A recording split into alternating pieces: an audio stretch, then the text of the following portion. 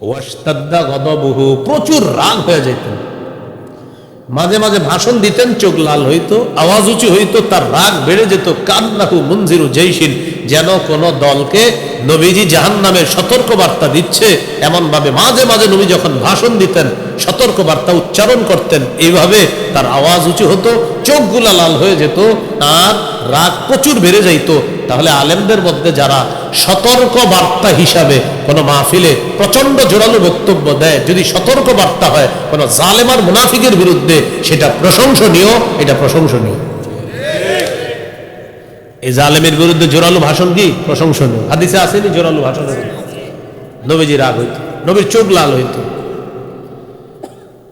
এই জন্য কখনো কারো ব্যাপারে কলম চালাইতে বা ফেসবুকে লেখালেখি করতে আপনি নিশ্চিত হবেন আপনি সঠিক কিনা, যে আমি যে লেখতাছি আমার এগেনিস্টে যদি কোনো দলিল থাকে তাহলে মুশকিল, বিপদে পড়ে যাবেন না। আল্লাহ আমাদেরকে বুঝার তৌফিক দান করেন। সূরা আলী ইমরান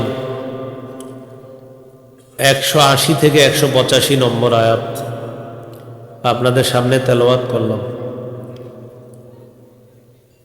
এই 6টি আয়াতের মধ্যে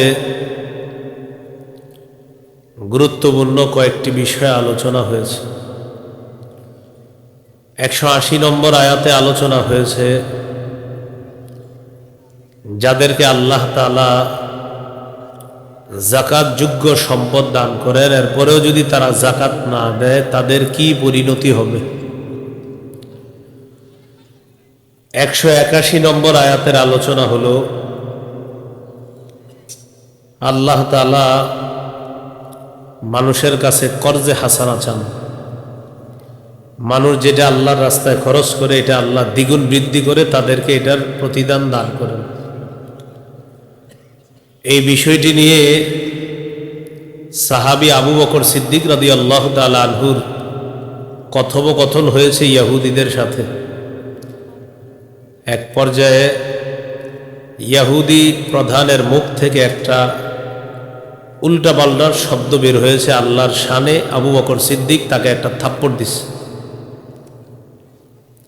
এই হলো দ্বিতীয় আলোচনা। 3 নম্বর আলোচনা, কয়েকজন ইহুদির কাছে দাওয়াত পৌঁছার পর তারা বলল, তাওরাত কিতাবে আল্লাহ আমাদের কাছ থেকে অঙ্গীকার নিয়েছে, আমরা কোনো রসুলকে ততক্ষণ বিশ্বাস করব না যতক্ষণ রসুল একটা কোরবানি পেশ না করবে, আর ওই কোরবানিটা এসে আকাশের আগুন জ্বালায়া না দিবে, ততক্ষণ আমরা ঈমান আনব না। এটা তাওরাতে আমাদের কাছ থেকে আল্লাহ অঙ্গীকার নিয়েছেন। অতএব মুহাম্মদ সাল্লাল্লাহু আলাইহি সাল্লাম আপনিও একটা কোরবানি পেশ করেন, না করা পর্যন্ত আপনার উপরে ঈমান আনব না। নাউজুবিল্লাহ। 4 নাম্বার আলোচনা, নবীজিকে তারা মিথ্যাবাদী বলছে। নাউজুবিল্লাহ। আল্লাহ নবীজিকে সান্ত্বনা দিয়েছেন, এইসব বললে আপনি কষ্ট নিয়েন না, আপনার পূর্বের রাসূলদেরকে মিথ্যাবাদী বলা হয়েছে। 5 নম্বর আলোচনা, নবী আপনি সকলকে জানায়া দেন আপনার কথা যারা বিশ্বাস করতেছে তারাও মরবে, যারা বিশ্বাস করে না তারাও মরবে। সকলকে কিয়ামতের ময়দানে তাদের প্রাপ্য পরিপূর্ণভাবে বুঝিয়ে দেওয়া হবে। এই 5টি বিষয়ে মৌলিক আলোচনা সূরা আলী ইমরানের 180 থেকে 185 নম্বর এই 6 আয়াতের মধ্যে মৌলিক 5টি বিষয় আল্লাহ আলোচনা করছেন। 180 নম্বর আয়াতে আল্লাহ বলেন, ওয়ালা ইয়াহসাবান্নাল্লাযীনা ইয়াবখালুনা বিমা আতাহুমুল্লাহু মিন ফাদলিহি হুয়া খায়রাল লাহুম বাল হুয়া শাররুল লাহুম। আল্লাহ যাদেরকে সম্পদ দান করেছেন, এই সম্পদ খরচ করতে যারা কৃপণতা করে, উদ্দেশ্য হলো যারা যাকাত দিতে কৃপণতা করে, যাকাত আদায়ে যারা কৃপণতা করে, তারা যেন এটা মনে না করে যে আমি কৃপণতা করে যে যাকাত দিলাম না এটা আমার জন্য কল্যাণ, আমি বেঁচে গেলাম। হুজুররা বুঝতে পারে না আমি যে যাকাত না দিয়েও এলাকায় ঘোরাফেরা করি। হ্যাঁ, তো কেউ যদি এরকম মনে করে যে আমি যাকাত দিলাম না আমি বেঁচে গেলাম, এটা আমার জন্য কল্যাণ। আচ্ছা, মনে করেন কোন আলেম জানলো না বা এলাকাবাসী জানলো না আপনি যাকাত দেন নাই, কিন্তু যাকাত ফরজ, এটা ফরজটা করেছেন কে? তো তো আপনি জাকাত দেন বা না দেন এতে হুজুরের কি সম্পর্ক? তো আল্লাহ বলেন যারা জাকাত না দেয় তারা যেন এটা মনে না করে যে এটাই আমার জন্য কল্যাণ। আল্লাহ বলেন এটা তাদের জন্য অকল্যাণ। বাল হুয়া শাররুল লাহুম, বরং এটা তাদের জন্য অকল্যাণ। সায়ুতাওয়াকুনা মা বাখিলু বিহি ইয়াউমাল কিয়ামাহ, তারা জাকাত না দিয়ে সম্পদ নিয়ে যে কৃপণতা করেছে, এই কৃপণতা বশত যে সম্পদ তারা জাকাত দেয় নাই, এই সম্পদকে তাদের গলায় বেড়ি পরিয়ে দেওয়া হবে। কবে? ইয়াউমাল কিয়ামাহ, কিয়ামতের দিন। তাহলে যারা জাকাত দেয় নাই, এই জাকাত না দেওয়ার কারণে তাদের এই সম্পদ তাদের গলায় কিয়ামতের দিন বেড়ি পরিয়ে দেওয়া হবে। এই আয়াতের ব্যাখ্যায় রাসূলুল্লাহ সাল্লাল্লাহু আলাইহি সাল্লাম বলেন, মান আতাহুল্লাহু মালা ফালাম ইউআদ্দি যাকাতাহু মুথিলা লাহু ইয়াউমাল কিয়ামাতি শুজাআন আকরা, যে ব্যক্তিকে আল্লাহ সম্পদ দান করেছেন আর সে এটা থেকে জাকাত দেয় নাই, কিয়ামতের ময়দানে তার এই সম্পদ 20 দর টেকু সাপে রূপান্তরিত করে এই সাপ তার গলায় পেঁচায় দেওয়া হবে। সাপ মুখের কাছে ফনা ধরে বলবে, আনা কানজুকা আনা মালুকা, আমি তোমার সম্পদ, আমি তোমার সম্পদ, যে সম্পদের জাকাত তুমি দাও নাই। তাহলে এটা কি কল্যাণ হলো না অকল্যাণ হলো? অকল্যাণ। এবার আল্লাহ একটা মূলনীতি বলে দিচ্ছেন, তোমাদেরকে যাদেরকে আমি আল্লাহ সম্পদের মালিক বানিয়ে দিছি, মনে রাখবা এই সম্পদের মূল সত্ত্বাধিকারী আমি আল্লাহ। আমরা বইয়ের মধ্যে লিখি সর্বসত্য সংরক্ষিত। এই বইয়ের সত্ত্বাধিকারী প্রকাশক বা এক একজনের নাম লিখে দিই আমরা। আল্লাহ তাআলা বলেন, ওয়ালিল্লাহি মিরাসুস সামাওয়াতি ওয়াল আরদ, আসমান জমিনের সত্ত্বাধিকারী একমাত্র আল্লাহ। তাহলে সম্পদ যা দিয়েছেন আল্লাহ, এগুলা কার? সব আল্লাহ। ওয়াল্লাহু বিমা তা'মালুনা খাবীর, তোমরা যা করো তোমাদের কর্মকাণ্ড সম্পর্কে আল্লাহ সম্যক অবগত, সব আল্লাহ জানেন। এই হলো 180 নম্বর আয়াত। সূরা আলী ইমরানের 181 নম্বর আয়াতের অনুবাদটা শুনি, তারপর মূল প্রেক্ষাপট শুনি। আল্লাহ বলেন, লাকাদ সামিআল্লাহু কাওলাল্লাযীনা ক্বালু ইন্নাল্লাহা ফাকীরু ওয়া নাহনু আগনিয়া, লাকাদ সামিআল্লাহ, অবশ্যই আল্লাহ শুনেছেন, কাওলাল্লাযীনা ক্বালু, ওই সমস্ত মানুষদের কথা যারা বলে, ইন্নাল্লাহা ফাকীরু ওয়া নাহনু আগনিয়া, নিশ্চয় আল্লাহ দরিদ্র আর আমরা হলাম ধনী। বলি নাউযুবিল্লাহ। তাহলে নিশ্চয়ই আল্লাহ তাদের কথা শুনেছেন যারা বলে আল্লাহ দরিদ্র আমরা হলাম ধনী, আল্লাহ তাদের কথা শুনেছেন। এই আয়াত কেন আল্লাহ নাজিল করলেন? রাসূলুল্লাহ সাল্লাল্লাহু আলাইহি সাল্লাম একটা চিঠি লিখলেন ইহুদিদের কাছে। চিঠির মধ্যে আল্লাহ রাসূল সাল্লাল্লাহু আলাইহি সাল্লাম ইহুদিদেরকে দাওয়াত দিয়েছে, ইসলাম গ্রহণ করো, নামাজের ব্যাপারে আলোচনা, নামাজের আলোচনা পাশাপাশি এটাও আলোচনা আছে তোমরা আল্লাহকে কর্জে হাসানা দাও, মানে আল্লাহ রাস্তায় দান করো, এটাই আল্লাহকে কর্জে হাসানা দেওয়া, আল্লাহ দ্বিগুণ পুরস্কার দান করো। চিঠি পাঠাইলেন যে সাহাবীর মাধ্যমে, এই সাহাবীর নাম আবু বকর সিদ্দিক রাদিয়াল্লাহু তাআলা। তিনি চিঠি নিয়ে আসলেন। আসার পর দেখলেন ইহুদিরা তাদের একটা পাঠশালার মধ্যে বসা, কয়েকজন ইহুদি, তাদের সামনে একজন উস্তাদ বসা, ইহুদিদের আলেম।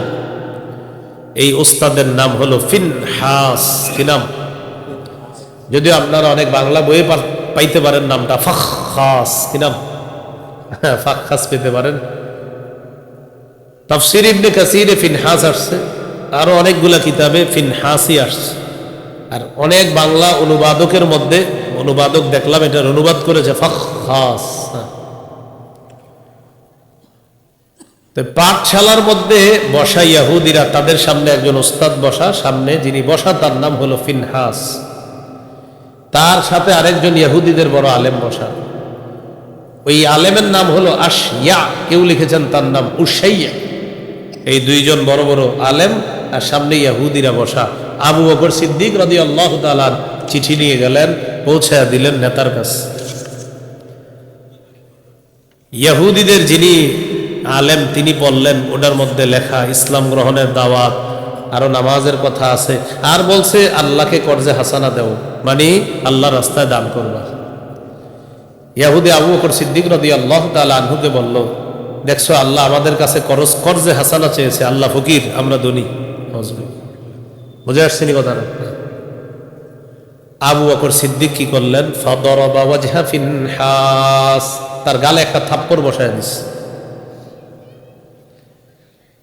ইহুদির গালে থাপ্পড় বসার পর আবু বকর সিদ্দিক রাদিয়াল্লাহু তাআলা আনহু বললেন, লাউলাল্লাযী বাইনানা ওয়া বাইনাকুম মিনাল আহদি লাদারাবতু উনুকাকা। আমাদের মাঝে আর তোমাদের মাঝে একটা শান্তি চুক্তি আছে, এই শান্তি চুক্তি যদি না থাকতো আমি আজকে তোমার কল্লাটা উড়াইয়া দিতাম। আমাদের মাঝে আর তোমাদের মাঝে একটা শান্তি চুক্তি আছে, এটা না থাকলে তোমার আজকে গালে দিছি, না থাকলে তোমার গলা উড়াইয়া দিতাম।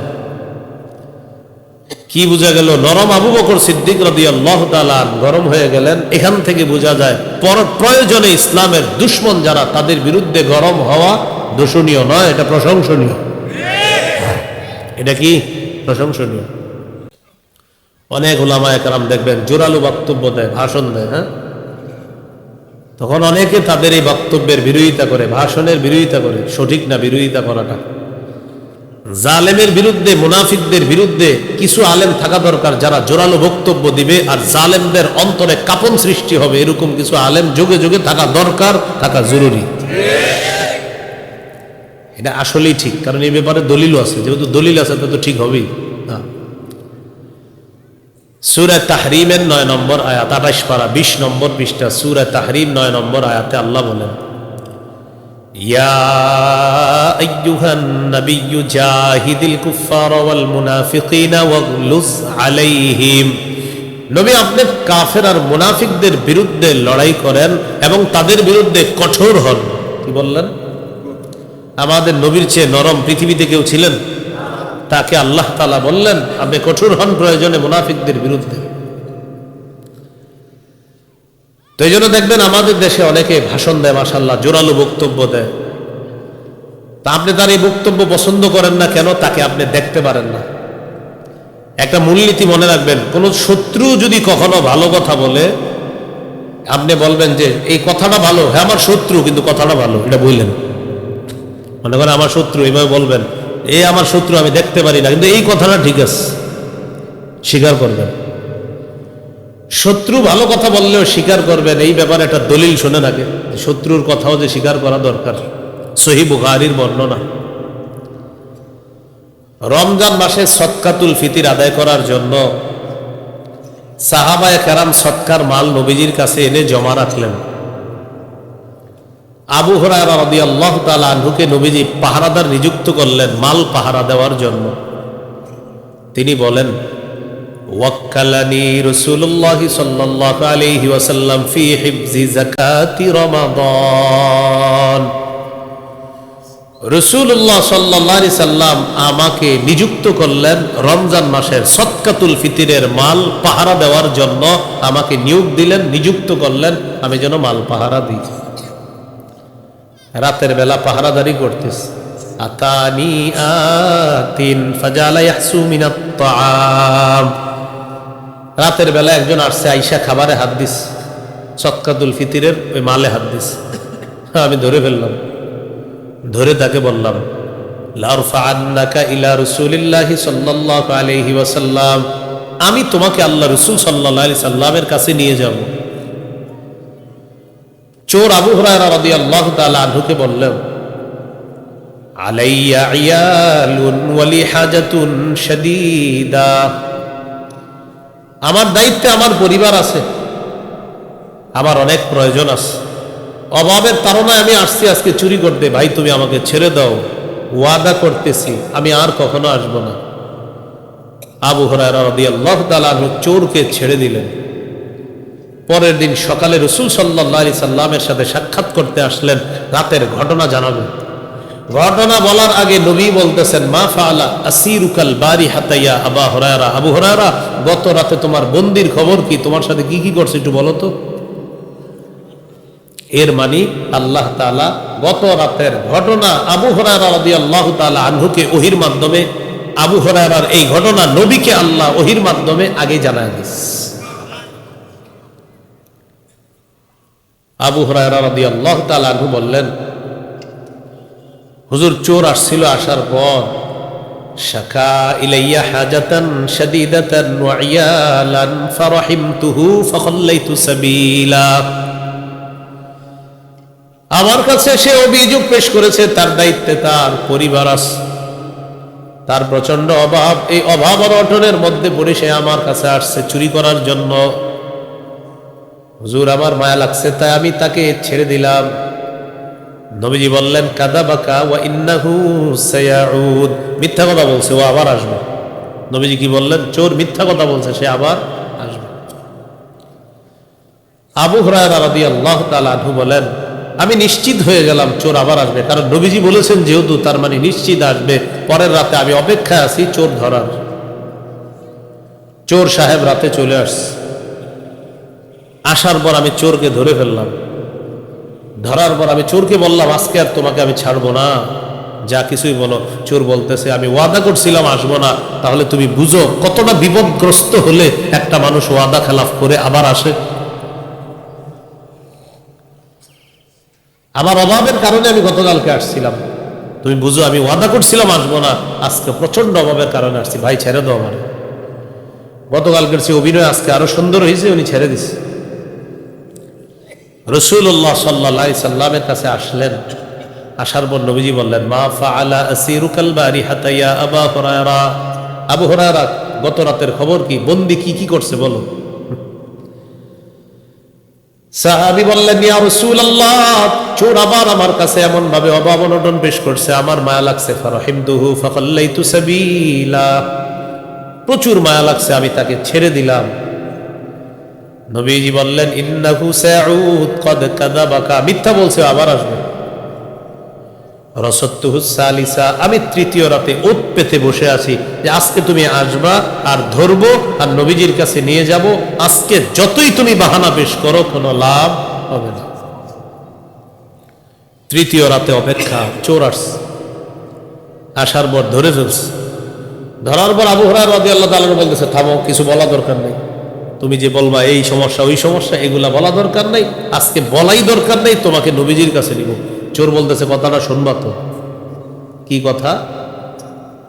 দানি উআল্লিমকা কালিমাত, চোর বলতেছে আমাকে ছেড়ে দাও, আমি তোমারে কিছু বিদ্যা শিখিয়ে দিই, তোমার কাজে আসবে। কি শিখিয়ে দিই? বিদ্যা। হাদিসে আসছে, কানু আহরাসান নাসি আলাল ইলম, সাহাবায়ে কেরাম ছিলেন এই পৃথিবীর মানুষের মধ্যে সবচেয়ে বেশি ইলম অন্বেষণের প্রতি তাদের আগ্রহ সবচেয়ে বেশি ছিল। সাহাবী চিন্তা করলেন, বিদ্যা শিখাবে, এটা তো মিস করা যায় না। আচ্ছা ঠিক আছে, শিখাও, দেখি কি করা যায়। চোর এবার আবু হুরায়রা রাদিয়াল্লাহু তাআলা আনহুকে বলতেছে, ইদা আওয়াইতা ইলা ফিরাশিকা ফাকরা আয়াতাল কুরসি فإنه لن يزال عليك من الله حافظ ولا يقربنك شيطان حتى تصبح। যখন তুমি বিছানার মধ্যে যাও তখন তুমি আয়াতুল কুরসি পড়বা, পড়ার পর ঘরের দরজা বন্ধ করবা। আয়াতুল কুরসি পড়ার পর ঘরের দরজা বন্ধ করবা। সারা রাত আল্লাহর পক্ষ থেকে একজন ফেরেশতা তোমার পাহারাদারি করবে। শুধু তাই না, সকাল পর্যন্ত শয়তান তোমার কাছে আসতে পারবে না। যদি তুমি আয়াতুল কুরসি পড়ে রাতের বেলা ঘুমাও, সারা রাত একজন ফেরেশতা তোমাকে পাহারাদারি করবে, সকাল পর্যন্ত শয়তান তোমার কাছে আসতে পারবে না। কে শিখাইছে এই কথা? চোরে। সকালবেলা নবীজির সাহাবী আবু হুরায়রা রাদিয়াল্লাহু তাআলা আনহুর কাছে, নবীজির সাহাবী আবু হুরায়রা রাদিয়াল্লাহু তাআলা নবীজির কাছে আসলেন কি অবস্থা, চোরের খবর কি? হুজুর গত রাতে আমি পুরা দৃঢ় প্রতিজ্ঞাবদ্ধ ছিলাম আজকে আর চোরকে আমি ছাড়বো না, কিন্তু সে আমার এমন এক অফার দিছে আমি ছেড়ে দিছি। কি বলছে? আমারে বলছে বিদ্যা শিখাবে। হুজুর আমি তো এই লোভ সামলাইতে পারি নাই, আমার সুন্দর একটা বিদ্যা শিখিয়ে দিয়েছে, চোর ছেড়ে দিয়েছে। কি শিখাইছে বলো? আমাকে বলছে বিছানায় গেলে আয়াতুল কুরসি পড়ার জন্য এটা পড়ে যদি আমি ঘুমাই, দরজা বন্ধ করি, একজন ফেরেশতা আল্লাহর পক্ষ থেকে নিযুক্ত করা হবে, সে পাহারাদারি করবে আর সকাল পর্যন্ত শয়তান আমার কাছে আসবে না। নবীজি বললেন সদাকা, চোর সত্য কথা বলছে। চোর কি বলছে? কি বুঝাইতেছি আপনাদেরকে? শত্রু সত্য কথা বললেও স্বীকার করা। বলছিলাম না, শত্রু সত্য কথা বললে কি করা? এর শত্রু চোর, চোর সত্য কথা বলছে, নবী বলছে না ওর কথা সত্য। কথা কি? সাথে সাথে কি বলে দেখেন, ওয়া ইন্নাহু কাযুবুন, তবে সে দুনিয়ার সবচেয়ে বড় মিথ্যাবাদী। তোমার কাছে যে চোর 3 দিন আসছে, এই চোর হলো এই পৃথিবীর মধ্যে সবচেয়ে বড় মিথ্যাবাদী। তবে কালকে যে কথাটা তোমাকে বলছে এটা সত্য কথা। তা'লামু মান তুখাতিবু মুনযু সালাসিলায়াল, গত 3 রাত তুমি কার সাথে কথা বলছো আবু হুরায়রা তুমি জানোনি? যাকা শাইতান, সে ছিল শয়তান। কে ছিল? তো শয়তানের চেয়ে বড় মিথ্যাবাদী আর কেউ আছে?